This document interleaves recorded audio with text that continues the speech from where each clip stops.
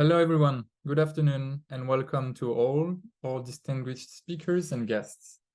Welcome to our panel event on the Road to COP28, Driving Youth Climate Action in Japan, Reflections on COP27, hosted by Young Professionals in Foreign Policy, or YPFP Tokyo. My name is Mathis Larue. I am Sustainability, Climate, and Innovation Co-Chair for YPFP Tokyo. More concretely, I am currently involved as project lead and focal point for 2023 COP Japan. Parallel to my engagement in YPFP, I work in marketing department of Stellantis as assistant brand manager in Tokyo. It is my pleasure to be your chair for today's event. For today's event, I am pleased to introduce a truly inspirational panel of youth climate leaders from Climate Youth Japan, our partner organization for this year's local conference of youth in Japan. They will be sharing their insights and lessons learned through their involvement at COP27, and they will present CYJ's COP27 report. In addition, we will hear about the future priorities and goals of Japanese youth at COP28 this fall. Before giving the lead to Tristan, I would like to take the opportunity to thank CYJ for their collaboration in preparation of this year's COP. Having CYJ on our side this year is definitely pulling the quality of the conference up, and notably, thanks to Haruki-san's tremendous support. So thank you very much, Haruki-san. The 2023 edition of COP, Finding Your Voice for a Greener Future, has three main objectives. The first one is to skill up youth. The second one is to showcase the different career paths related to sustainability. And the last one is to offer young people the opportunity to connect, network, and share their vision and perspective on different stakeholders. Our aim is to create space of expression for every stakeholder in the society, as climate stakes are global, not only in the perspective of geography, but also as it impacts everyone at every level of the society. I would now like to turn it over to Tristan Norman, who will be the moderator of today's event. Tristan is a program officer at Young Professional in Foreign Policy and YPFP Tokyo for the abbreviation. And he was the project lead and the focal point for the 2022 COP Japan. Over to you, Tristan. Excellent. Thank you so much for the warm introduction, Mathis. Now, I highly recommend all who are joining us today to attend our COP this year. It will be truly inspiring and can build you a natural network to engage in the climate and sustainability space in Japan. So before I introduce today's speakers, let me explain a bit about the topic of today's event, COP27 and COP28. Now, the 27th session of the Conference of the Parties, better known as COP, to the United Nations Framework Convention on Climate Change, or UNFCCC, took place in Sharm el-Sheikh, Egypt, from the 7th to the 18th November 2022. Now, the COP is the supreme decision-making body of the UNFCCC. All states that are party to it are represented at the COP, at which they review the implementation of climate agreements by member states and advocate for new pathways for climate action and agenda setting. Now, the most recent COP27 was coined as the implementation COP, which reflected key topics such as climate vulnerability and adaptation, climate finance, and loss and damages, while highlighting the needs of the most vulnerable states. So, however, while there was much progress, there remains a great need to address climate emissions and energy transition in a comprehensive manner. So, climate change essentially, in some ways, is outpacing multilateralism at an alarming rate. So, climate action is not in isolation from other geopolitical realities like the Russia-Ukraine war. So in order to avert the worst outcomes of the climate crisis, the time to act is now, and with great speed. So this year's COP28 will take place in the United Arab Emirates, when it will focus on 4 key paradigm shifts this November. Fast-tracking the energy transition and slashing emissions before 2030. Second, transforming climate finance by delivering on old promises and setting the framework for a new deal on climate finance and adaptation. 3, putting nature, people, and livelihoods at the heart of collective climate action. And 4, mobilizing for the most inclusive COP ever.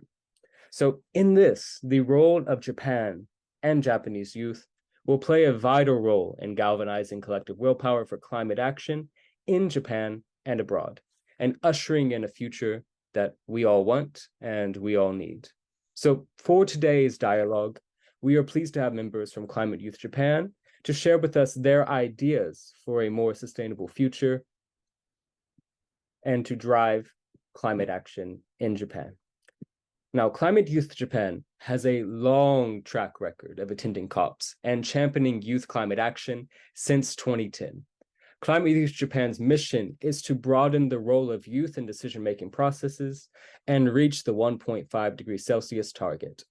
Now, today we will share with us their COP27 report and reflections, as well as their goals and priorities for COP28.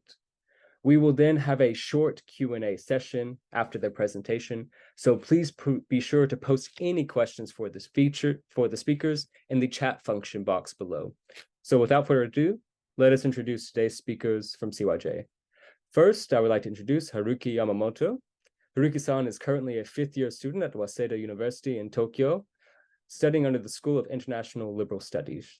She wrote her bachelor's thesis on lobbying in the Japanese offshore wind industry and will graduate next month. So within CYJ, she's in charge of the COP28 team, and she was one of the CYJ members who went to COP27 in Egypt last year.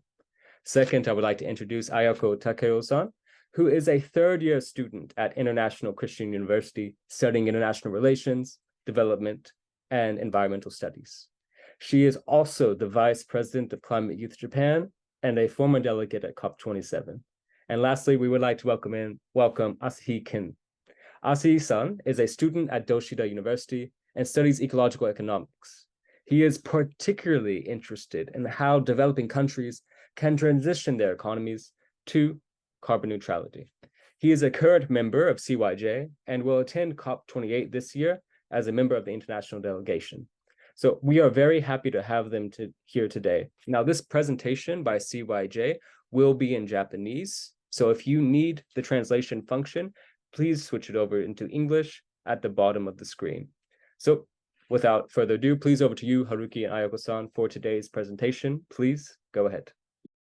はい、では、説明にもあったように、リフレクションの、リポーティングパートのところは日本語で行いたいと思います。はじめまして、クライメートユースジャパンの山本春樹です。Nice to meet you. We are Climate Youth Japan. I will now introduce CYJ's COP17 and COP27 batch from 2022. My name is Haruki Yamamoto, and I am the COP28 Division Manager at CYJ. I am a fifth-year student in the School of International Liberal Studies at Waseda University and will graduate next month. For my graduation thesis, I wrote about lobbying in the offshore wind industry.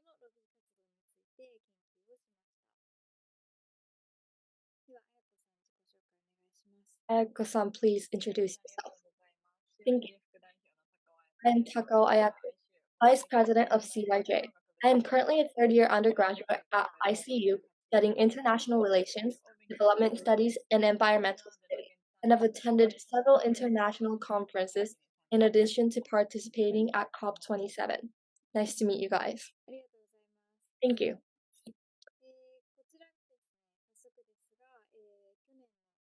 These here are the 7 COI and COP dispatchers from last year. Today, Ayako and I will be presenting the reflection.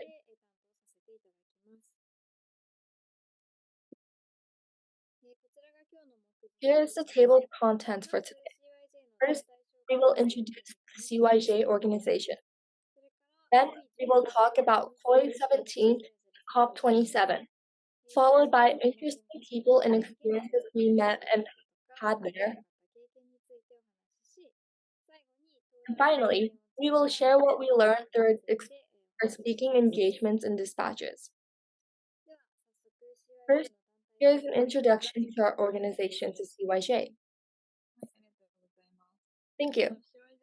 CYJ's vision is to realize an equitable and sustainable society through led solutions to climate change issues. In the long term, we aim to achieve the 1.5 degrees target and involve youth in the decision-making process of society. CYJ was founded in March 2010. The Japanese youth who participated in COP15 with around 50 active members currently. Management team consists of the president, shown on the left, with one president, two vice presidents, accountant, manager of public relations, and other members.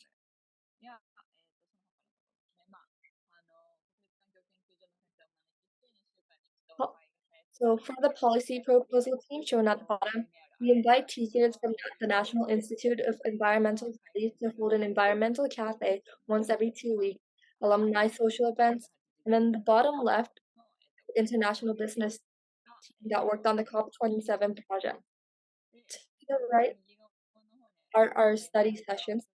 Members who are interested in a common theme gather to raise their level of knowledge on a particular topic. We aim to produce more meaningful output as an organization by updating that knowledge. As an output, we make policy recommendations and exchange opinions in various forms: domestic policy, regional policy, business-related policy, and international policy. These are the members who are part of the organizing team.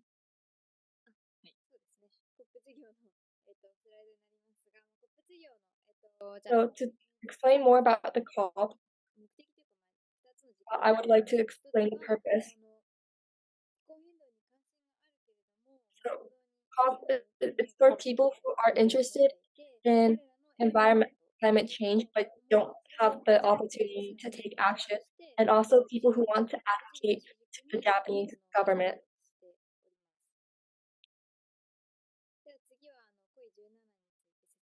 So now I would like to explain about the COP27.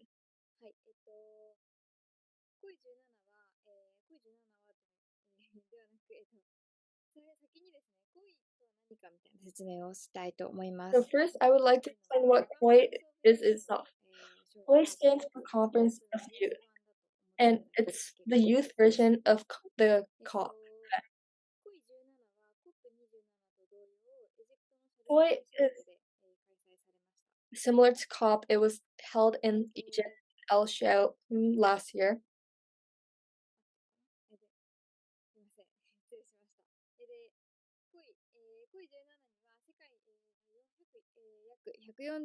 At COP27, there were youth participants from over 140 countries around the world. And it was a great opportunity to connect with youth from around the world. And we'll be explaining that more later in the. So to explain about what a day looks like during COP27, you can kind of see what it's like in the photos shown. So first, we go to the venue at 9 a.m. and until 6 p.m. we're at the venue the whole time. And other than the lunch break, we're attending this session the whole time. At COI, there's seminars that are happening at 3 seminars happening at the same time, and participants can attend any of the seminars as freely as they want. And shown in the photos on the right is a photo from when CYJ presented during one of the seminars. And this is us with the organization called TWCC, a Taiwan youth organization we're close with. And they asked us to present. And we decided to talk about climate actions that we have taken here in Japan for youth.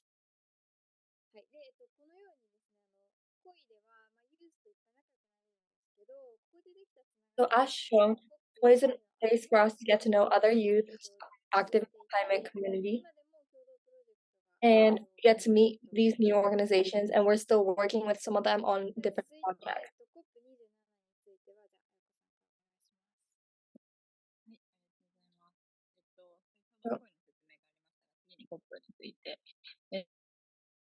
Now I'd like to talk about COP27. To explain what kind of activities we were involved in during the COP, we presented at the Climate Justice Pavilion, Japan Pavilion, Children and Youth Pavilion that was kind of mentioned earlier, the Korean Pavilion, and we also visited other pavilions, participated in seminars, attended conferences as observers, and exchanged opinions with central government officials, business people, and youth from all over the world. Here's a bit about our activities before and after COP27. In order to move efficiently on the ground, we needed the knowledge to select from a large amount of information. Therefore, we have been preparing every week since August by holding our own study sessions on a wide range of topics, including decisions made at COP26, which to be discussed at the subsidiary body meeting held between COP26 and 27, known as SP56, points to be discussed at COP27, and in other international conferences and domestic policies. After the dispatch, we created reports, conducted debriefing sessions, and exchanged opinions with those who interacted with us at the COP venue.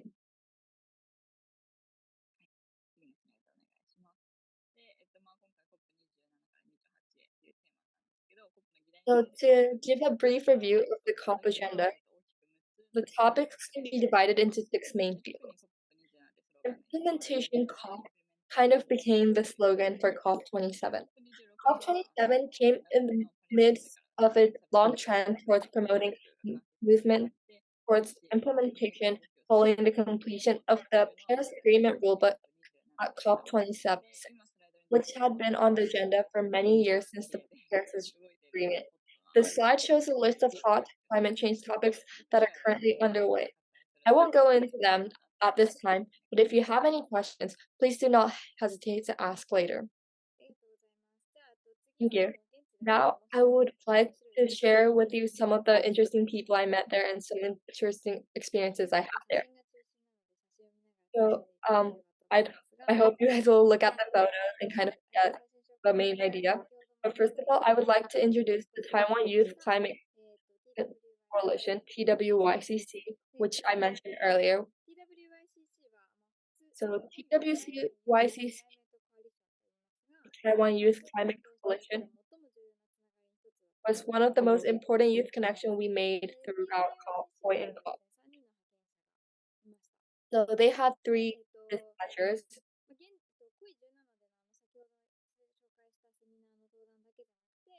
And they invited us to speak at the session that I said earlier, and they also created a play with CYJ members at the COP venue.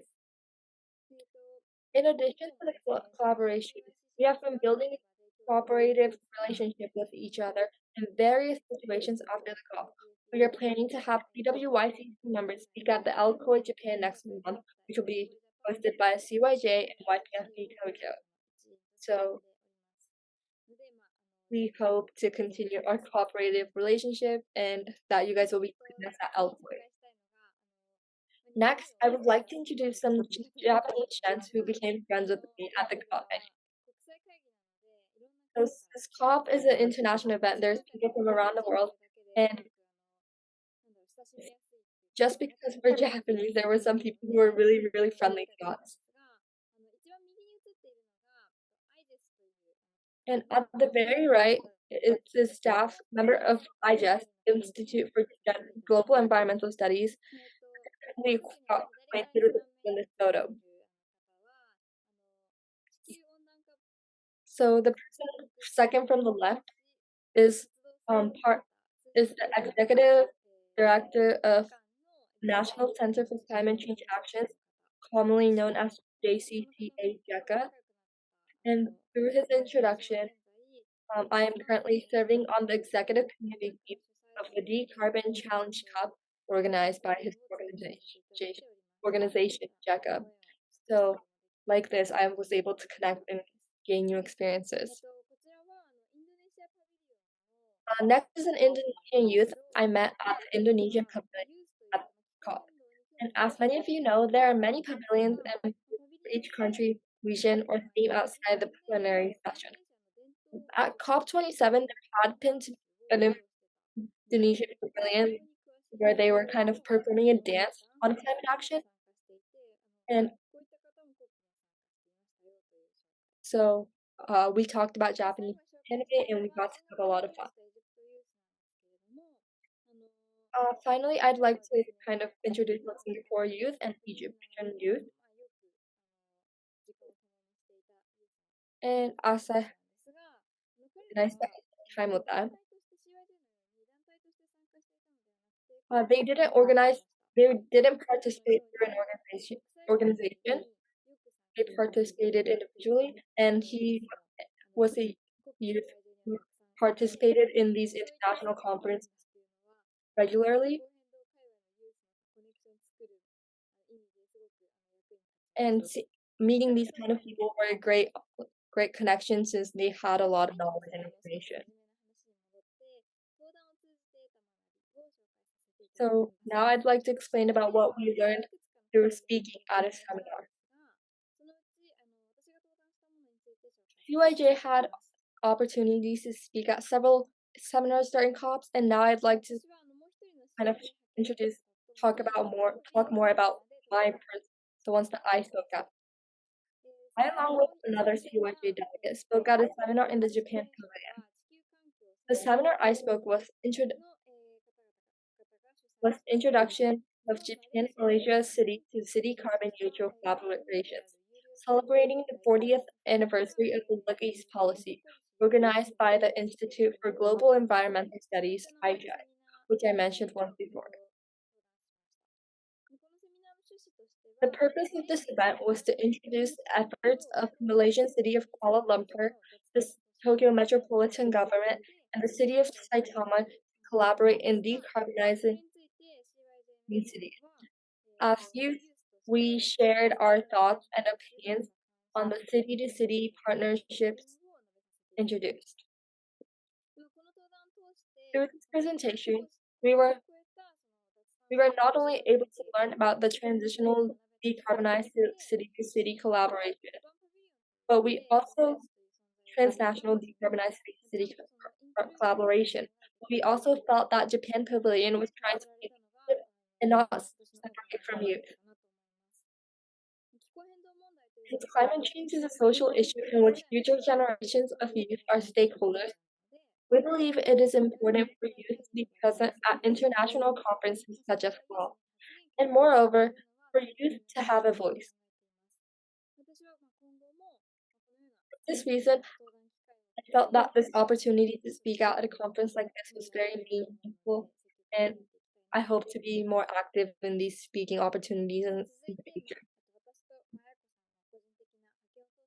Now I would like to talk more about the COP27 reflection by showing you what me and Ayako learned through this match. So I would like to share with you 3 things I learned through my discussion. The first is my doubts about the SDGs, which sounds a bit ironic. So at the first during in Egypt, I had a few questions about the SDGs because there was no hot water, and I had to take a cold water shower for the first time in my life. Many people staying at Egypt and taking a cold shower was like a normal thing for that person who owned the hotel there. But it was really shocking for me, and it was kind of hard for me to get used to it.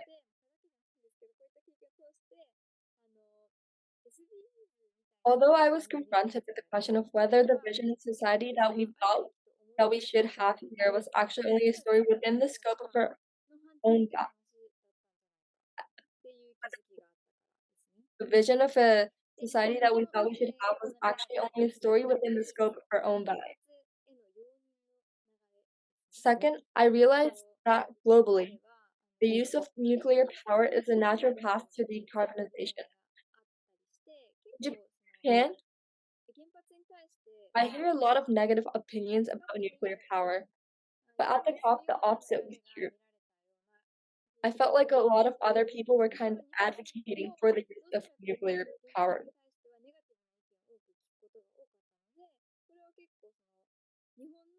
So, compared to the Japanese standards and what other organizations said, that was kind of surprising for me. And I felt that it's globally accepted in the context of decarbonization and not as controversial as it is in Japan. Third point was how active the international youth are. I met a number of very active youth at the COP who regularly attend international conferences and elementary school students who publish books about climate change. I also felt that like I have to do what I can and be more active because those people were really inspiring for me, and so that I should be more active and try to be more engaged in these actions. Now to Ayako-san.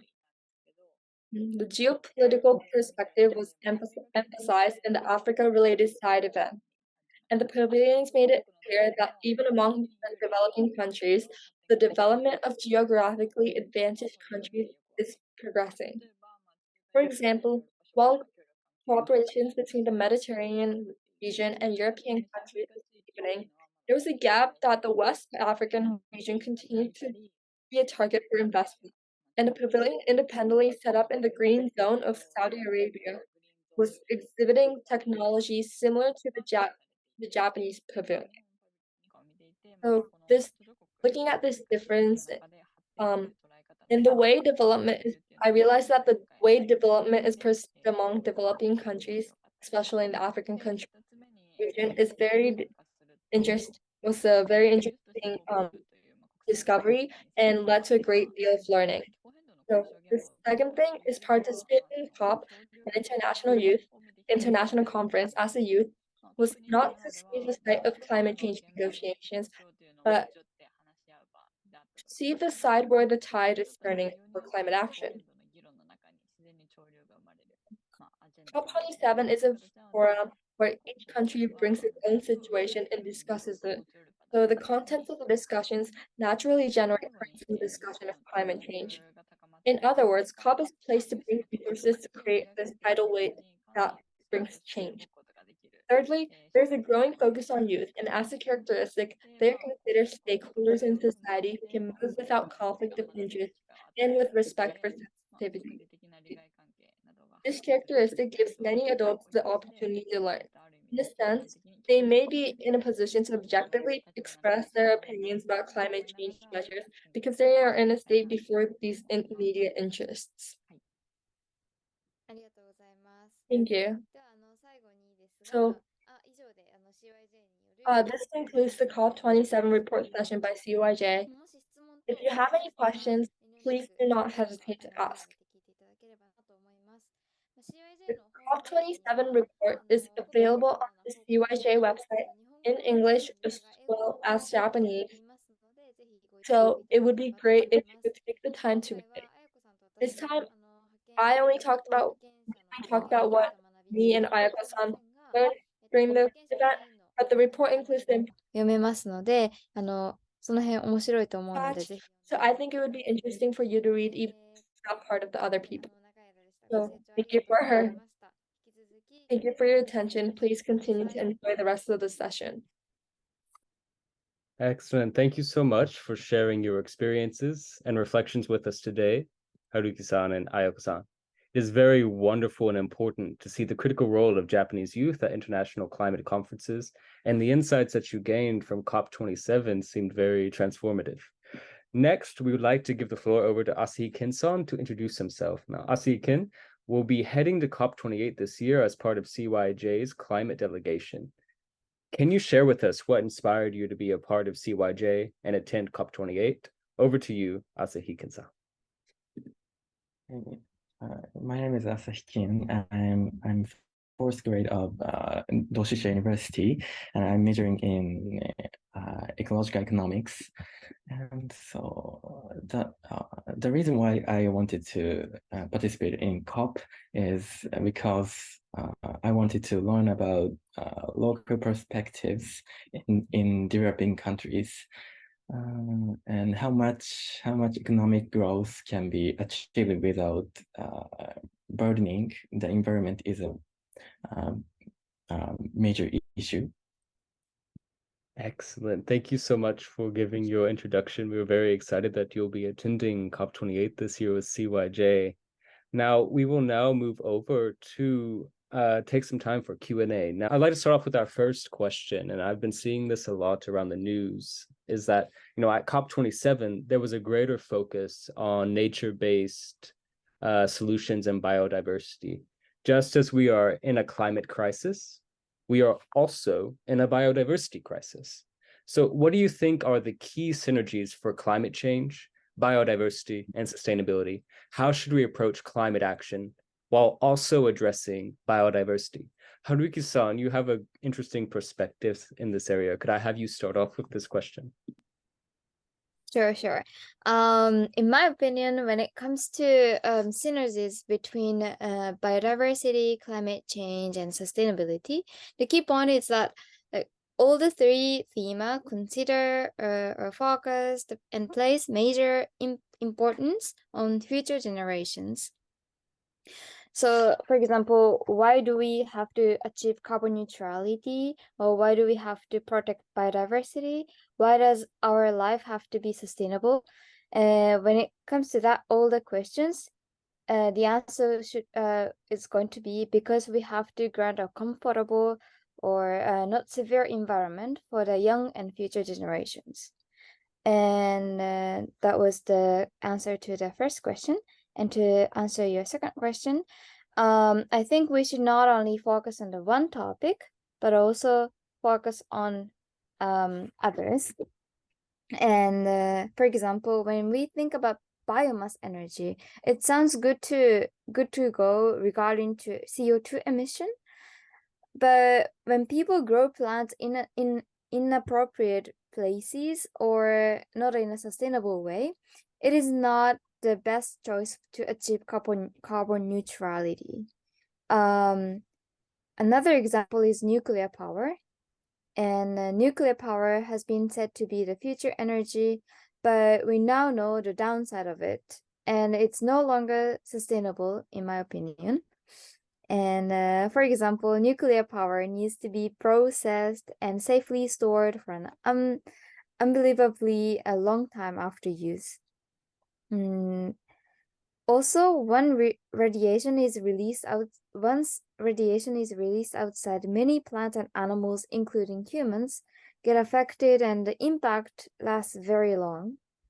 And therefore, here, what I wanted to say is that one solution to one problem might cause another problem, which is equally crucial. Therefore, we always need to think about social problems from different perspectives. That's what I said, what I wanted to say. Oh, excellent. Thank you so much. I mean, like you were saying, there are trade-offs to making these kind of decisions. And it's just kind of, whenever we're talking about nuclear power, the releasing of the Fukushima Daiichi radioactive waste into the ocean, I believe it was just a couple of days ago, is really bringing home that idea of like, how do we handle nuclear waste? Again, so our next question I would like to pose to Ayako-san. So you are the vice president of CYJ, a youth-focused and youth-led NGO. What role do you think NGOs play in driving localized and national climate action? Do you think there is more need for youth-led NGOs in Japan? And this is a very important question because both YPFP Tokyo and CYJ are youth-led and youth-focused. So I'll be very happy to hear your thoughts on this question. Over to you. Thank you for your question. So you asked me two questions. So as for your first question, like driving localized and national climate action, as for the localized level, maybe like for the NGO, they have like a community-based or grassroots activity through absorbing the local needs is more likely to be achieved compared to other like business sectors or the government sector. And as for the national level, because the bureaucrats have more opportunities to have a dialogue with long-lasting NGOs driven by like professional NGO staff. So they tend to be more older generation compared to the youth-led NGOs.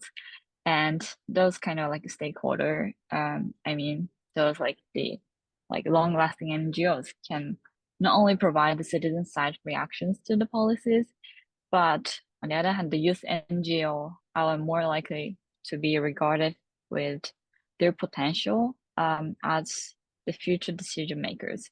So maybe the youth NGOs is not like a mere alternative position of the ordinary NGOs, I think. And as for increasing the youth-led NGOs, I would say like the number of the youth-led NGOs in Japan is not the best condition, so it's not enough yet. But the university society in here is playing the similar role as this probably. But however, to have the longing status of youth, having more youth like NGOs and a platform to organize.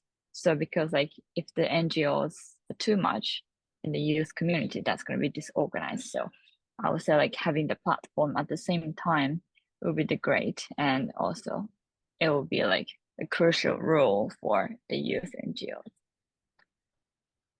Oh, very interesting. Yeah. So if I may, you mentioned I could ask a follow-up question. You imagined this platform for youth-led NGOs and active in the climate and sustainability space. Ideally, what will that look like for you if you were to be able to create one? What would you want to see? I would say, because like I have seen the NGOs or the platform that has driven by like the business sector to organize the environmental NGO, and it probably, as for the youth platform, it can be similar, I think. So like that platform tends to provide the accreditation or the badges for the COP participation or other international conferences. And because like the youth organization tends to have the passion to attend those international conferences, but don't have the like ability to apply directly. So like the platform can platform can provide the like basic know-how to enhance the cooperation and participation of the youth for the international places. Excellent. Thank you so much. Do we have any questions from our audience members that you would like to ask CUIJ at this time? You feel free to unmute yourself. Oh, Mathis. Okay, go ahead. So this is a question to Haruki. You mentioned about energy transition, and I wanted to know about what is maybe Japan's plan regarding energetic transition so far, because I believe we have very different strategies countries to country with very different realities. To illustrate what I'm saying, I would like to take the example of France and Germany, for instance. In France, we have 70% of our electricity produced by nuclear power plants, whereas where the consideration is about risk management and also what the nuclear plants reject. And in Germany, they minimize the risks, but they stopped all the nuclear power plants.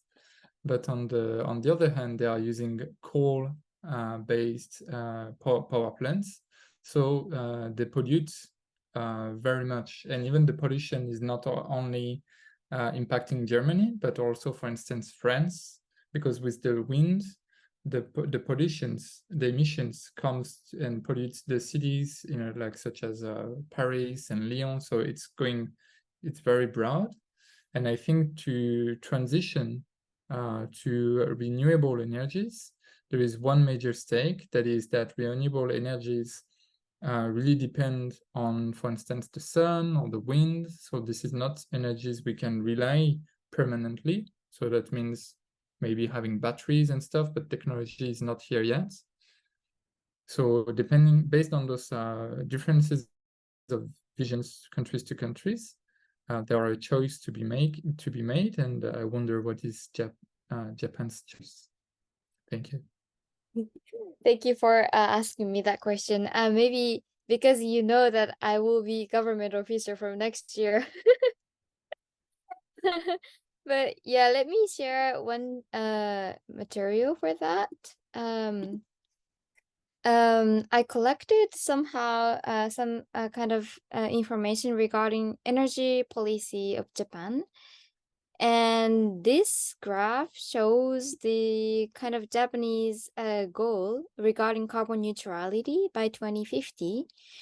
And the Japanese government is aiming to be carbon neutral, aiming to go carbon neutrality by 2050, as you may know, but only with carbon removal technologies. So that means without carbon removal technologies, they cannot be carbon neutral. The emission will be more than how much they absorb from the atmosphere. And adding to that, regarding the energy portion of Japan would be like the one on the left is 2022 and one on the right is 2030. And seeing that, you'll see like Japan will be using nuclear power, even though people hate it, in 2030. And you can see how like the percentage of each renewable energy sources. For example, solar would be from 10% to 15% in 2030. And in total of renewable energy would be 36 to 38%, and nuclear power from 20 to 22, and even coal still like 20%. So seeing that, I feel like I don't know exactly, but Japan is Japan wants to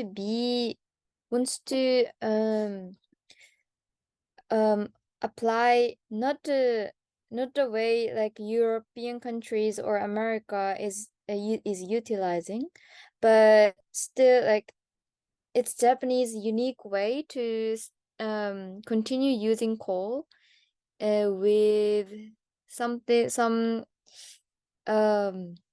high technology with like hydrogen and ammonia. That's also the way to be carbon neutral, in my opinion. Maybe because I'm Japanese and I'm brainwashed, but in my opinion, it's one way to be carbon neutral. But you see, like, using coal is never going to reach carbon neutrality. So, with the maximum capacity of renewable energy, but also with the carbon capturing technology and nuclear power, we can finally achieve the carbon neutrality in Japan, in my opinion. Oh, Ayako-san wants to say something, I guess.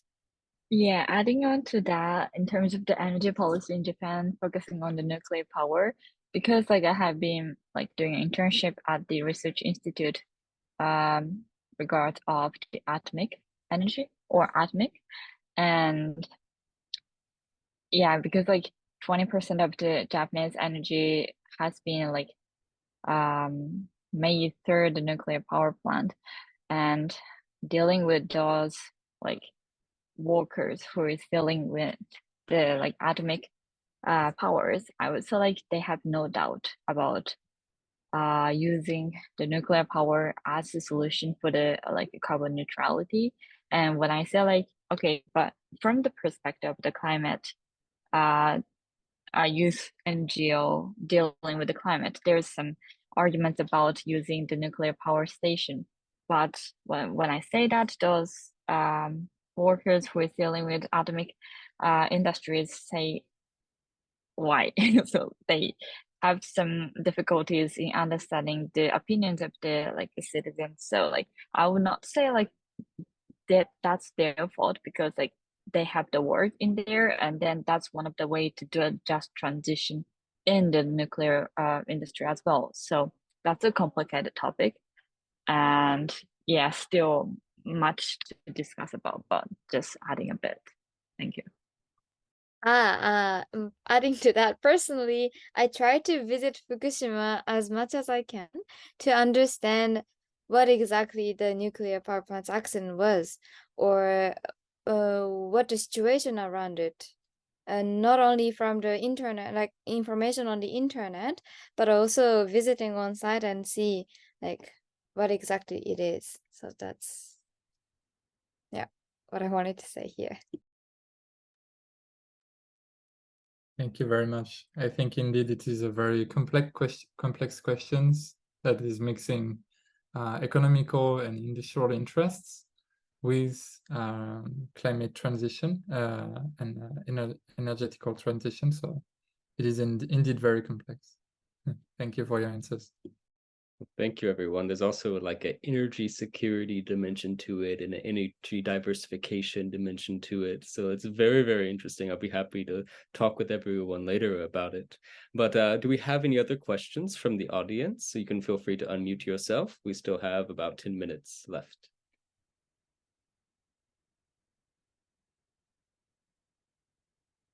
James, please go ahead. Well, thank you very much for giving me the time to obviously do the Q&A for all the speakers. First of all, I do wanted to say for all of you, for those who have been speaking throughout the entire duration of this time, I really do applaud for your achievements and remarkable excellence on your work on climate change initiatives, especially among youth that I would say I have not seen it for a while right now. And I think that's one of the things I do want to continue for all of you to commend on you to continue to working on those climate change initiatives. And I hope obviously we'll see that continuous impact for the next decades or so. I do wanted to ask a couple of questions to all the speakers, and you could answer in a multidimensional way or so. The first question I do want to ask is to all of you is that if you were given the opportunity to go on to another COPs, this year or the next future years, if you were been sent it again, what would you wanted to see for goals and performance for Japan to meet those SDG goals by 2030? And if that is not the case, what do you want to see for the net zero carbon emissions by 2050, as most countries been signed and pledged by that agreement? I'll give that first question. I'll do the second question after that.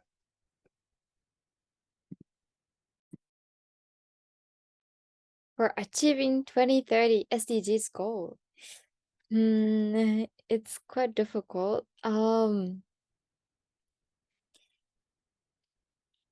don't know, how do people measure if we achieve the goal or not?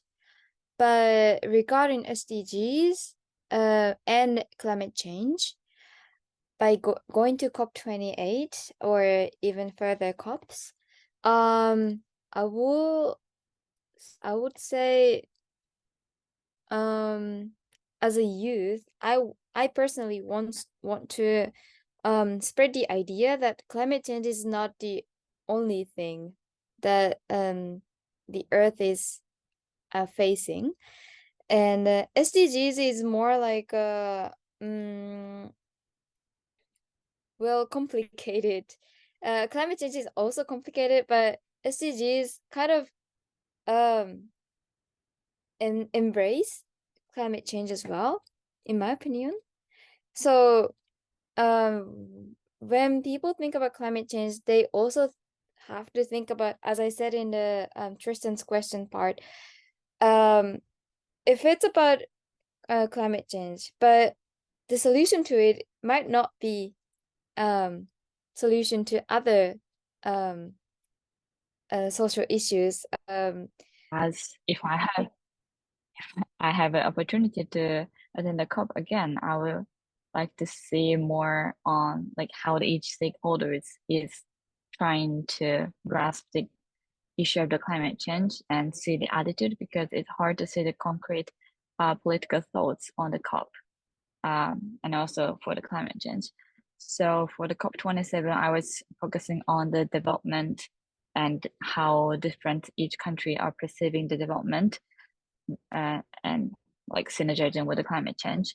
But if like I could go to the COP28, I would like to see more like a concrete political view on energy use, and also because I'm also interested in the philosophy, so like how the religious thought are influencing the climate change policies, and yeah, and also like perception for the nuclear power use. So I say like I would answer shortly, but that's my answer. Thank you. Excellent, thank you. So I think we have time for one more question. If we could have Jen Tanaka's question. Go ahead. Okay, thanks so much. Thanks for presenting great initiatives and great content for the review into the past COP event and engagement. I would like to know what is your plan to contribute for the youth engagement or the climate action based in Japan for both of you. So those are my questions. Thank you so much. So regarding youth engagement, from my side is, as I said, to empower youth in Japan. I mean, to be aware of how urgent the climate change issue is, or what kind of solution there are, and what other countries are facing, and also what Japan is facing as an effect of climate change, and so on. I study and I spread the idea, and people start studying as well. That's what my ideal situation in that.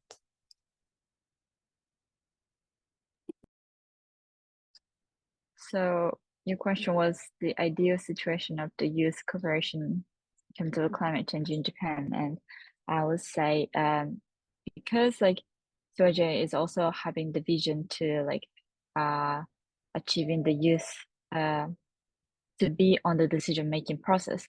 And as I was appointed as the like committee member for the environmental education for the Ministry of Environment, and now I'm feeling like I'm being the part of the decision makers for the not climate change directly, but environmental education policies.